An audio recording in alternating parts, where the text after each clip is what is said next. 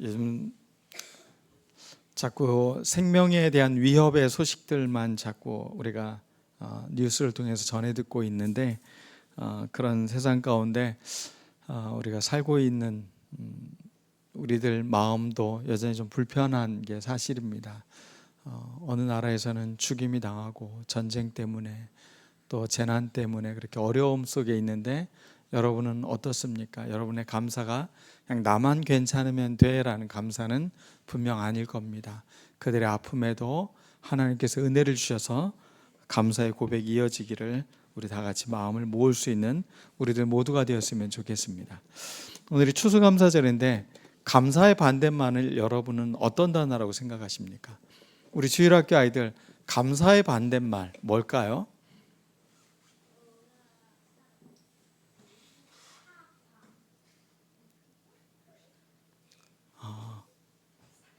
사감? 네.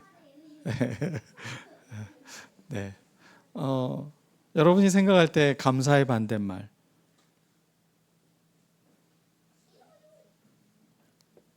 싫어요. 네. 불평, 불만, 원망, 분노, 탓하기, 뭐 이런 게 아마 감사의 반대말이 아닐까 싶습니다. 근데 저는 오늘 말씀을 준비하면서 감사의 반대말은 오만이구나 라는 생각을 하게 됐습니다. 아합 왕은 그가 이스라엘의 왕이 되고 이 세상의 모든 것을 자기가 다 할 수 있다고 생각을 합니다. 그래서 나봇의 그 포도원이 너무 좋으니까 그 포도원도 빼앗고, 내가 왕인데 모든 게 다 가능하다고 생각을 했습니다. 그 오만함이 감사의 마음을 잃어버리게 하는 게 아닐까. 감사는 늘 겸손하게 만들고 하나님의 은혜를 기다리는 그런 마음의 태도일 텐데, 오만함은 하나님 없이 내가 이 세상에 마음껏 할 수 있다고 생각하는 것. 그래서 감사의 반대는 어찌 보면 오만함이 아닐까, 그렇게 생각을 합니다.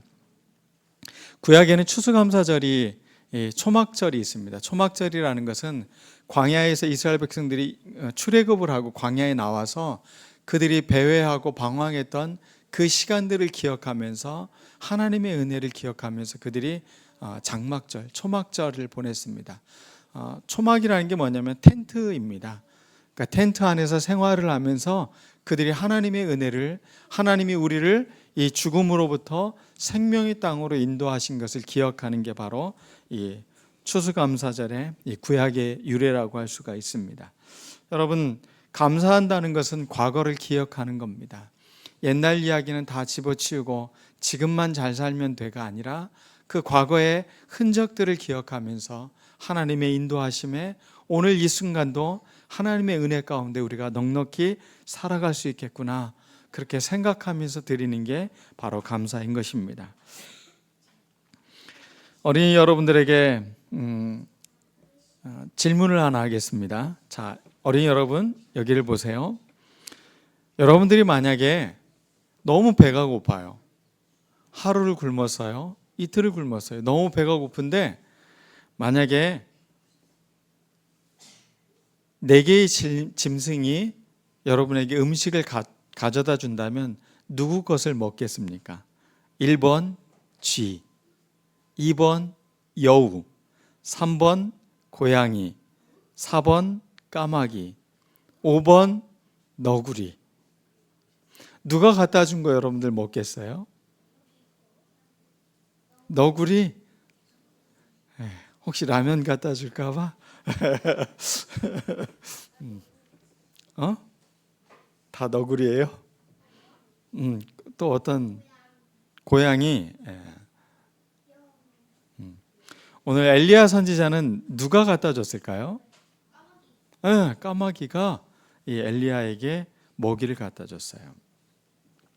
저랑 잘 아는 어떤 분은 그냥 차라리 굶어 죽겠대요. 까마귀 너무 싫다고. 그러면서 차라리 자기는 굶어 죽겠다고 이렇게 이야기를 하시는 분도 계신데, 왜 엘리야라는 이 위대한 선지자가 그 하나님의 사람인데, 또 하나님의 은혜를 받은 사람인데, 그가 까마귀가 물어다주는 음식으로 자기의 생명을 연장하고 있어요. 자기의 배고픔을 그렇게 해결하고 있어요. 여러분 좀 이해가 되십니까? 하나님의 선지자면 만찬을, 고깃국에 만찬을 즐겨야 되지 않을까요? 치킨도 시켜 먹고 피자도 시켜 먹고 이렇게 남들은 다 가뭄에 굶어 죽어도 하나님의 사람들이 이렇게 막 배부르게 먹고 사는 거. 그런데 하나님의 선지자는 그렇지 않았어요. 3년의 기근이 들고 가뭄이 있는데 하나님의 선지자 역시 그리 시냇가에서 물이 매일매일 말라가는 것을 바라보면서 자기에게 주어지는 음식이라고는 까마귀가 가져다 주는 게 고작이었습니다. 하나님의 사람들이라고 해서 세상에 아픔이 없는 것이 아니라는 겁니다. 동일하게 문제도 있고 동일하게 먹을 것이 없는 경우도 있습니다. 똑같이 가뭄이 드는 것입니다. 그렇지만 그 가뭄 가운데서도 하나님이 까마귀를 통해 그에게 먹을 것을 갖다 주는 것을 볼 수가 있습니다. 그러면 왜 그 이스라엘 백성들에게 이렇게 가혹한 가뭄과 기근이 들었을까요? 그것은 바로 아합 왕이라는 이 오만한 사람이 이 바알의 제사장 450명의 그 바알의 신전을 세워놓고 그곳에 제사를 섬기게 하는 사람들 세우고, 아세라 신전을 세우고 그곳에서 400명이 그 신전에서 일을 하게끔 만들었습니다. 무려 850명의 제사장들이 그곳에 있었습니다. 우상을 숭배하고 그것에 전혀 마음에 거리낌이 없는 나라가 된 거예요. 누구 때문에요? 왕 한 사람이 그 이세벨이라는 왕비를 얻고 그 모든 것을 허용했기 때문에 일어난 일들이었습니다. 하나님은 너무 화가 나서 그 백성들에게 가뭄을 예언을 합니다. 그런데 그 가뭄을 한 것이 백성들을 모두 괴롭히기 위한 것이 아니라 바알 선지자는, 바알의 그 신화는 어떤 신화를 갖고 있냐면 비를 내려주는 신인 거예요. 농사를 짓는 이 사람들에게 비는 얼마나 소중한 겁니까? 그래서 바알 신을 잘 섬기면, 아세라 신에게 잘 보이면 이 땅에서 농사 짓는 이 모든 농사가 잘 될 거라고 생각을 했어요. 그런데 하나님이 그런 그들에게 벌을 내리신 겁니다. 어떤 벌을 내리신 겁니까? 바로 너희들에게 더 이상 비가 내리지 않을 것이다. 너희들에게 바알 신과 아세라 신을 섬기고 있기에 너희들에게 더 이상 이제 비가 내리지 않을 것이다 라고 말한 겁니다. 그렇게 3년 동안 비가 내리지 않을 것이라고 아합 왕에게 전달합니다. 그렇지만 그것은 엘리야 본인에게도 똑같은 고통의 시간입니다. 추수감사절이 유래가 된 것은 청교도들의 감사에서 시작이 됐습니다. 17세기 초 영국의 청교도들은 당시 영국의 국교회가 성공회였습니다. 카톨릭에서 좀 더 자유롭고 왕에게 많은 권한을 부여할 수 있는 그런 왕과 왕의 통치를 받는 교회로서 그 교회가 존재하자 이 청교도들은 분리주의자라고 불렸습니다. 그러니까 정치와 종교는 분리되어져야 된다는 겁니다. 정치가 종교를 함부로 이래라 저래라 해서는 안 된다는 것이죠. 그래서 신앙의 자유를 찾아서 그들이 네덜란드에 갔다가 또 어려움을 당하고 그들이 다시 이 메이플라워라는 배를 타고서 미국으로 건너간 것입니다. 총 103명이 출발을 했다고 합니다. 65일의 긴 항해를 통해서 많은 사람들이 병들어 죽고 또 도착하자 굶어서 죽고 그 추위를 견뎌내질 못하고 그렇게 많은 사람들이 어려움을 갖게 됩니다. 그리고 그들이 절반이 남았습니다. 절반의 사람들을 잃고 그 사람들의 아픔과 슬픔은 참으로 컸을 것입니다. 이 브래드 포드라는 사람이 쓴 일기에 보면 이런 이야기가 있습니다. 12월에 혹한의 추위가 계속되었습니다. 한 조각의 빵도 한 알의 옥수수도 없습니다. 풀과 나무 껍질, 해초와 이런 것들로 연명하고 있습니다. 그리고 오늘은 39번째 친구를 하나님께 보냈습니다. 이런 비참한 현실을 오 주님, 그 해의 추위와 굶주림으로 44명이 죽었습니다. 항해로, 긴 항해로, 질병으로, 풍토병으로, 또 추위와 굶주림으로 많은 사람들이 죽어났습니다. 봄에 씨앗을 뿌려 정성껏 농사를 지었지만 그들의 농소는 실패로 돌아갔습니다. 그들이 가지고 온 보리와 밀은 그 땅에는 맞지가 않았습니다. 농사를 졌으면 풍요롭게 거두어져야 됐는데 그들은 고작 거둘 수 없는 것들이 아주 작은 것에 불과했습니다. 그들의 농사는 실패가 됐고 또다시 혹독한 추위가 그들을 엄습했습니다. 그리고 그들은 한 인디안의 도움으로 스ኳ토라는 인디안 원주민입니다. 근데 이 사람은 본래 포로로 잡혀간 사람이었습니다. 영국으로 또 종교를 개종하기 위해서 카톨릭으로 개종하기 위해서 스페인으로 팔려가기도 하고 또 그곳에 있는 수도원에 가서 수도사에게 부탁을 합니다. 나는 아메리카의 원주민입니다. 나는 우리나라로 돌아가고 싶습니다. 그래서 수도사의 도움으로 그가 미국으로 돌아오게 됩니다. 그리고 그가 이 신대륙에 정착한 메이플라워를 타고 온 이 청교도들을 도와줍니다. 어떻게 농사를 짓는지 알려줍니다. 옥수수를 심고 그 옥수수 주위에 물고기 한 마리를 잡아서 거기에 같이 묻어주면 이 옥수수가 잘 자란다고. 그러면서 그 농사법을 알려줘서 그 해에 소득을 얻고 그것을 이 원주민들과 같이 3일 동안의 잔치를 벌입니다. 풍성하지 않았습니다. 옥수수 그 열매를 갖고 그래도 농사를 져서 처음 이 열매를 드리는 것을 감사하며 그들이 예배를 드렸습니다. 그게 추수감사절의 시작인 것입니다. 우리는 추수감사 그럼 풍성했기 때문에 감사를 드린 거라고 생각했지만 그들의 추수감사는 눈물겨운 추수감사였고 그 어려움 속에서 그것을 견뎌낸 생명에 대한 감사였다는 것입니다. 그들이 많은 것을 거두었기에 감사한 것이 아니라 여기까지 우리의 생명을 지켜주신 그 하나님께 감사하는 그 마음이었습니다. 오늘 엘리야 선지자도 역시 그는 하나님께 감사를 드리고 있습니다. 까마귀가 물어다 주는 것으로 그의 생명을 연명하고 있지만 그것으로 그는 감사의 기도를 드렸습니다. 여러분의 감사는 어떻습니까? 내가 지금 갖고 있는 것이 풍요로워요. 내 인생이 잘 돼야 감사하는 무엇 때문에의 감사가 아니라 그럼에도 불구하고 하나님이 우리를 이끄실 것입니다 라고 생각하는 그런 감사입니까?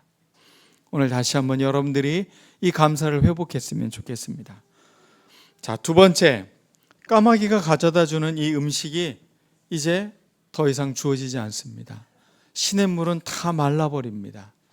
그러자 하나님께서 엘리야에게 너는 사르밧으로 가라. 사르밧은 시돈에 있는 땅입니다. 이방인 지역인 것입니다. 그런데 그곳에서 한 여인을 만나게 됩니다. 그 여인은 너무나 가난해서 이제 몇 년간에 계속 지속되어지는 기근과 가뭄으로 인해서 먹을 것이 없습니다. 쌀떡을 다 뒤져봅니다. 그러고 보니 이만큼 남은 밀가루가 있습니다.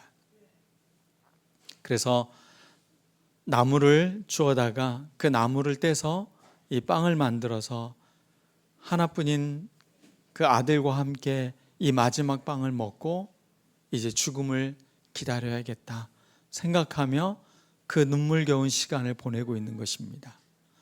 그런데 놀랍게 한 남자가 옵니다. 그 형색을 보니 그는 이스라엘 사람입니다. 그에게 이 엘리야 선지자는 이렇게 이야기합니다. 나에게 물 좀 주십시오. 네, 알겠습니다. 그러고서 물을 가져다 주는 그의 뒤에 대고 엘리야 선지자가 그렇게 이야기합니다. 또 먹을 빵이 있으면 빵도 좀 갖다 주십시오 라고 이야기를 합니다. 여인의 마음이 어땠을까요? 마지막 만들어 먹을 그 빵, 가루. 근데 그 여인은 그 빵을 만들어서 그것을 엘리야에게 갖다 줍니다. 이 여인의 믿음은 더 놀라운 믿음인 것 같아요. 자신의 마지막 먹을 것을 나누는 그 여인의 마음. 저는 엘리야의 추수감사가 바로 이런 게 아니었을까.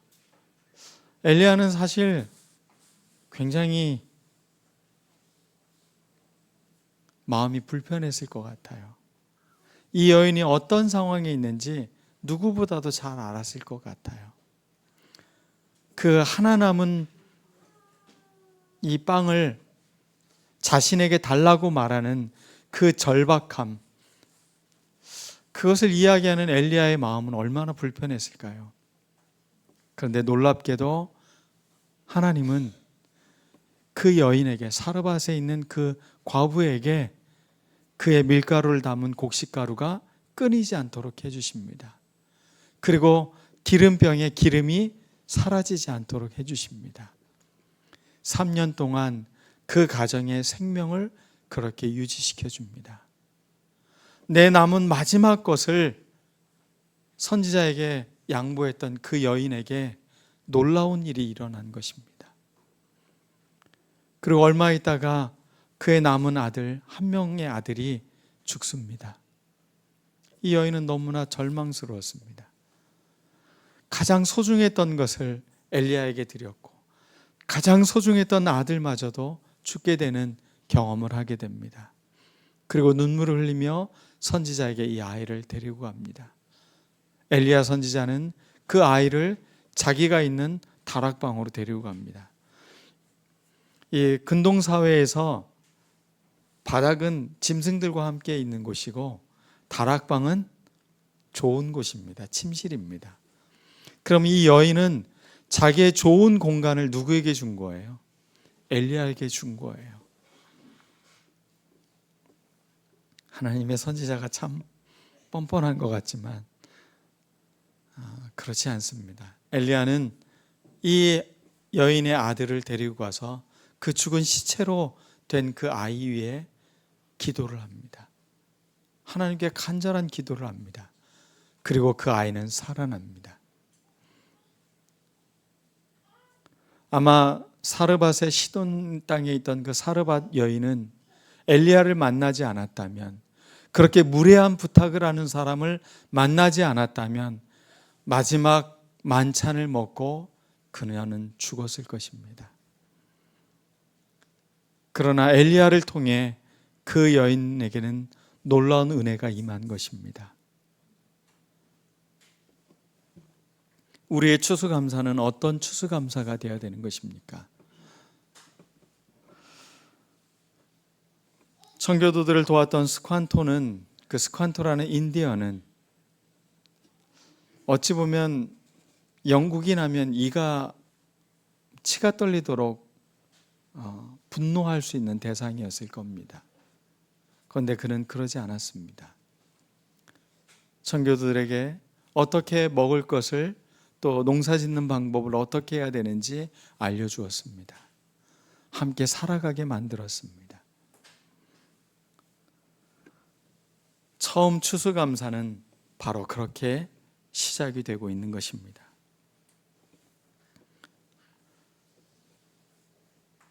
사르밧 과부의 인생의 엘리야와의 만남은 원망과 탓함이 아니라 그에게는 그걸 통해서 하나님께서 놀라운 일을 이루신 것, 그리고 자신들을 생명을 보존해 주신 것을 감사하는 시간이었습니다. 마지막 세 번째의 감사입니다. 엘리야는 어떤 감사를 했냐면 다시 이 사르밧 그 과부에게서 이제 떠납니다. 다시 하나님께서 다시 이스라엘로 돌아가라고 이야기를 합니다. 돌아갔는데 이세벨이라는 그 아합 왕의 왕비가 엘리야를 찾아서 죽이라고 그렇게 하는 겁니다. 이스라엘 땅에 왔는데 현상금이 내걸린 거예요. 자기에게. 자기를 죽이라는 겁니다.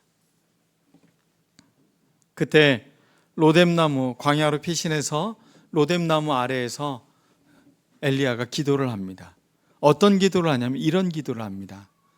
하나님, 내 생명을 거두어 주십시오. 이 말은 무슨 말이죠? 나를 여기에서 죽여 주십시오. 이제 지친 거예요. 힘들다는 겁니다.